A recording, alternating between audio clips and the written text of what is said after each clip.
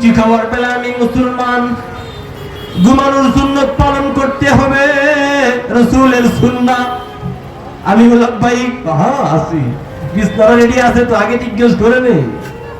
গোশত খাওয়ার বেলা আমি মুসলমান, কুরবানি করার বেলা আমি মুসলমান, চুরি কইরা হইলেও কুরবানি দেওয়া লাগবে।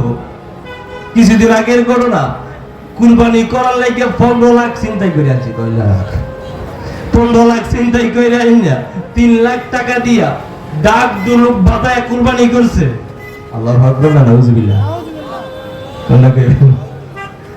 যদি এই হয়, গোশত খাওয়ার বেলায় আমি আছি, মিষ্টি খাওয়ার বেলায় আমি আছি, জিলাপি খাওয়ার বেলায় আমি আছি, কিন্তু ডান্ডার বেলায় আমি নাই, জিহাদের কথা শুনলে আমি নাই, কোরআনের বিধানের কথা শুনলে আমি নাই, হাদিসের বিধানের কথা শুনলে আমি নাই।